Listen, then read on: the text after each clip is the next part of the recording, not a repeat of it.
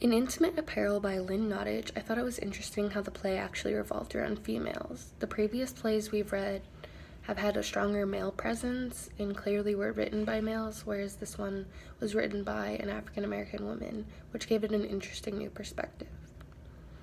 One of the biggest values in this dramatic world has to be intimacy, like it says in the title. I mean, Esser works to sew corsets for women in the early 1900s. Like, this is pretty secret and confidential, and the women weren't very open about this. Also, all the scenes revolve around a few characters in a small space, like the conversations between Mr. Marks and Ether.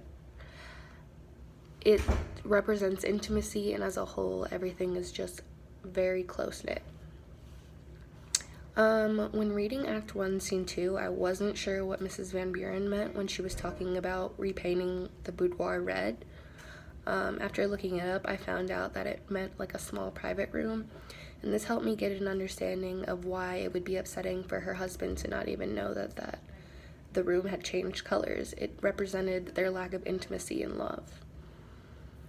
Nottage's depiction reinvents the prior understanding of the African American experience by actually using black actors and giving African American women of the early 1900s more of a voice and accurate representation than a side minor role that normally is given.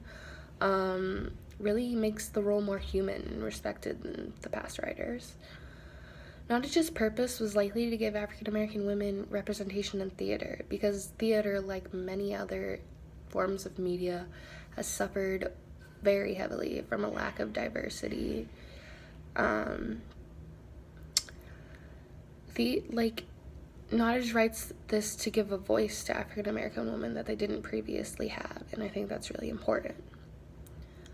Stereotypes for African Americans and other groups definitely still exist today. Inaccurate and minimal portrayal and voice of these groups perpetuates the often negative and incorrect stereotypes we see.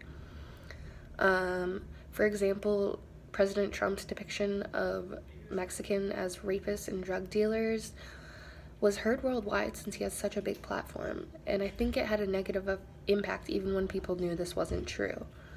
By giving these groups a voice and not letting people have such strong misconceptions of other groups can help eliminate that stereotype.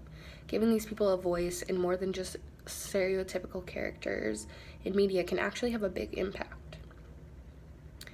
My questions are, why do you think Nottage includes a scene where Mrs. Van Buren kisses Esser? And do you think the women realized by the end of the play that their jealousy of each other was an idyllic fantasy more than what they would actually want in life?